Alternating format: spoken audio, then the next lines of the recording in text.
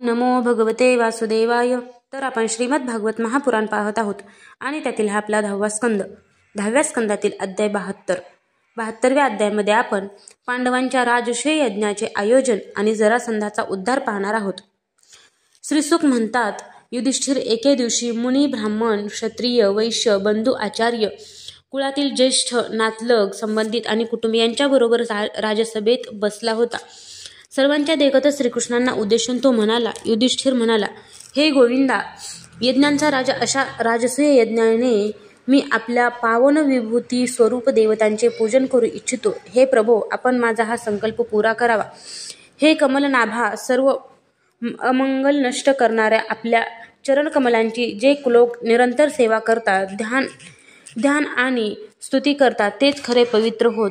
ते संसारापासून आपली सुटका करून घेतात आणि जर त्यांनी संसारातील विषयांची इच्छा केली तर त्यांची सुद्धा त्यांना प्राप्ती होते, परंतु अभक्तांना मात्र काहीच मिळत नाही. हे देवदेवा, या लोकांना आपल्या चरणकमलांच्या सेवेचा प्रभाव पाहू दे. कुरुवंशी आणि सृंजय वंशी राजांपैकी जे लोक आपले भजन करतात आणि जे करीत नाही, त्यांच्यामधील अंतर हे प्रभो आपण लोकांना दाखवा.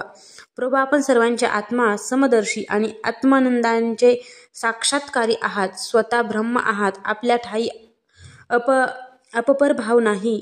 तरी सुद्धा जे आपली सेवा करतात त्यांना कल्पवृक्षाप्रमाणे फळ मिळतेच. त्या फळांमध्ये जो कमी अधिकपणा असतो तो सेवेनुसार असतो, याउलट कधी होत नाही. श्री भगवान म्हणाले, हे शत्रूवर विजय मिळविणाऱ्या धर्मराजा, आपला निश्चय अतिशय चांगला आहे. हा यज्ञ केल्याने सर्व लोकांमध्ये आपल्या मंगलमय कीर्तीचा विस्तार होईल. हे राजन, आपला हा महायज्ञ ऋषी, पितर, देवता, संबंधित आम्ही सर्व प्राणी यांना सर्वांना प्रिय आहे. पृथ्वीवरील सर्व राजांना जिंकून सर्व पृथ्वी आपल्या ताब्यात घे आणि सर्व सामग्री एकत्रित करून हा महायज्ञ कर. महाराज, तुझे हे चारही भाऊ लोकपालांच्या अंशापासून जन्मले आहेत. संयमी अशा तू इंद्रियावर ताबा नसणाऱ्यांना, प्राप्त न होणाऱ्या मला जिंकून घेतले आहेस. जगात देवसुद्धा तेज, यश, लक्ष्मी किंवा ऐश्वर यांच्या बळावर माझ्या भक्तांचा पराभव करू शकणार नाही. मग एखाद्या राजाची काय कथा. श्रीसुख म्हणतात, भगवंताचे म्हणणे ऐकून संतुष्ट झालेल्या युधिष्ठिराचे मुखकमल प्रफुल्लित झाले. त्याने श्रीकृष्ण तेजाने अधिक प्रभावशाली बनलेल्या आपल्या भावांना दिग्विजय करण्याची आज्ञा दिली. त्याने सृंजयवंशी वीरांसह सहदेवाला दक्षिण दिशेकडे, नकुलाला मत्स्यदेशीय वीरांसह पश्चिमेकडे, अर्जुनाला केकय देशीय वीरांसह उत्तरेकडे आणि भीमसेनेला मद्रदेशीय वीरांसह पूर्व दिशेकडे पाठविले. परीक्षिता, त्या वीरांनी आपल्या सामर्थ्याने सर्व दिशांकडील राजांना जिंकून आणि यज्ञ करून इच्छिणाऱ्या युधिष्ठिराला विपुल धन आणून दिले. अजून जरासंध अजिंक्य आहे हे ऐकून राजाला काळजी वाटू लागली. त्यावेळी श्रीकृष्णांनी उद्धवांनी सांगितलेला उपाय त्याला सांगितला. परीक्षिता, यानंतर भीमसेन, अर्जुन आणि श्रीकृष्ण हे तिघेही ब्राह्मणांचा वेश घेऊन गिरिव्रजाला गेले. तेथेच जरासंध राहत होता. राजा जरासंध ब्राह्मणांचा भक्त आणि गृहस्थोचित धर्मांचे पालन करणारा होता. वरील तिघे क्षत्रिय ब्राह्मणांचा वेश घेऊन अतिथी सत्काराच्या वेळी जरासंधाकडे गेले आणि त्यांनी त्याच्याकडे याचना केली.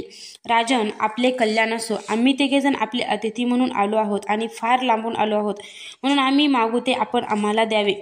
सहनशील माणसे काय सहन करू शकत नाहीत? दुष्ट माणसांना न करण्यासारखे काय असते? उदार पुरुष काय देऊ शकत नाहीत? आणि समदर्शी असणाऱ्यांना परका कोण आहे? जो मनुष्य स्वतः समर्थ असूनही या नाशवान शरीराने सज्जनांनी वाखाणण्याजोगे अविनाशी यश मिळवत नाही, त्याची निंदा करावी तेवढीच थोडीच, त्याच्याविषयी शोक करणेच योग्य आहे. राजन, हरिश्चंद्र रंतीदेव धान्याचे शेतात पडलेले दाणे वेचून उदरनिर्वाह करणारे मदगल, शिबी, बली, व्याध, कपोत इत्यादी पुष्कळशा व्यक्तींनी अतिथीला आपले सर्वस्व देऊन या नाशवान शरीराने अविनाशी पद प्राप्त करून घेतले.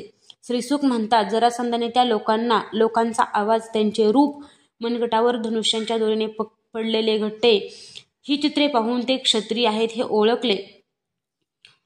आता त्यांना पूर्वी कोठे पाहिले असावे याविषयी तो आठवू लागला. हे खात्रीने क्षत्रिय असून ब्राह्मणांचा वेश घेऊन आले आहेत, म्हणून त्यांना मी याचना केल्यास देण्यास कठीण असे माझे शरीरही देईन. भगवंतांनी ब्राह्मणांचा वेश धारण करून बलीचे सारे ऐश्वर्य हिरावून घेतले, तरी सुद्धा त्याची सगळीकडे पसरलेली पवित्र कीर्ती आज सुद्धा ऐकिवात आहे. भगवंतांनी इंद्राची राज्यलक्ष्मी बलीकडून काढून घेऊन त्याला परत देण्यासाठीच ब्राह्मणांचे रूप धारण केले होते हे माहीत असूनही आणि शुक्राचार्यांनी अडवूनही दैत्यराजाने त्यांना पृथ्वीचे दान दिलेच ना. जो क्षत्रिय ब्राह्मणांसाठी आपले जीवन खर्ची घालून या नाशवान शरीराने विपुल यश संपादन करीत नाही, त्याच्या जगण्याला काय अर्थ आहे. उदार अंतकरणाच्या जरासंधाने असा विचार करून श्रीकृष्ण अर्जुन आणि भीमसेनाला म्हटले, ब्राह्मणांनो, आपणास पाहिजे ते मागा, मी आपल्याला माझे मस्तक सुद्धा द्यायला तयार आहे. श्रीकृष्ण म्हणाले, राजेंद्र, आम्हाला अन्न नको आणि क्षत्रिय आपल्याकडे युद्धासाठी आलो आहोत. आपली इच्छा असेल तर आपण आम्हाला द्वंद्वयुद्धाची भिक्षा द्यावी. हे पहा, हा पांडुपुत्र भीमसेन आहे आणि हा याचा भाऊ अर्जुन आहे आणि मी या तिघांचा मामे भाऊ व तुझा शत्रू कृष्ण आहे.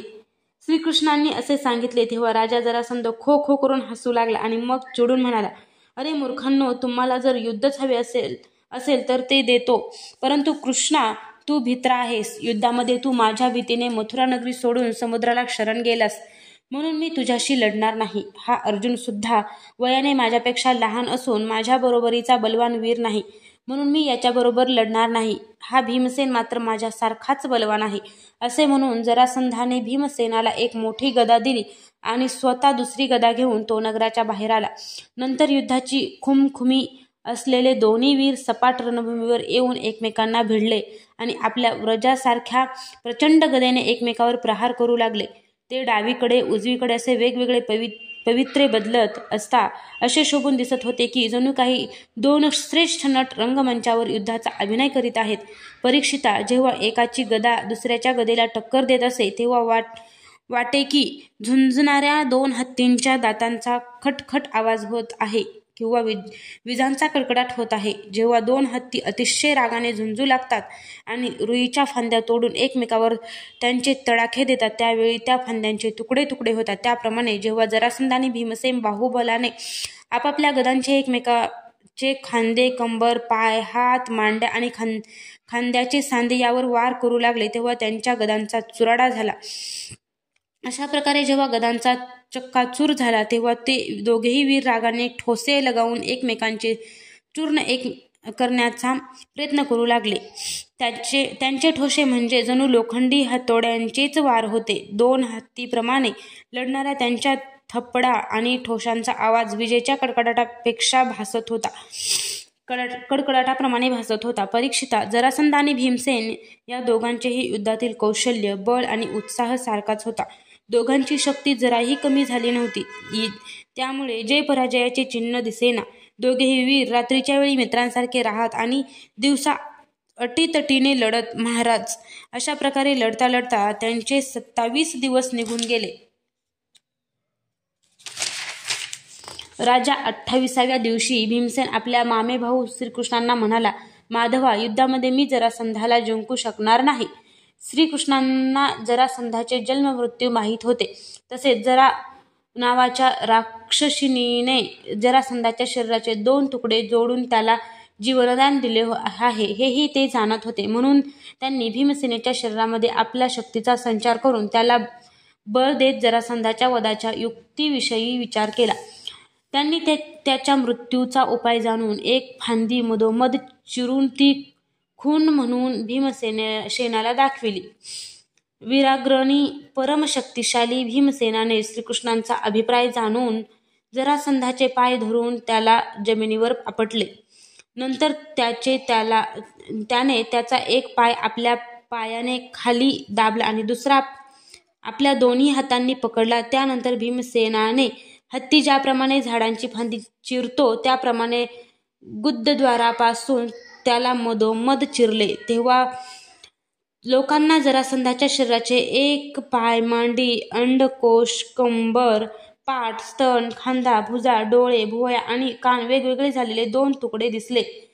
मगधराज जरासंधाचा मृत्यू झाल्यावर तेथील प्रजेमध्ये हाहाकार उडाला. त्याचवेळी श्रीकृष्ण आणि अर्जुनाने भीमसेनाला मिठी मारून त्याचा गौरव केला.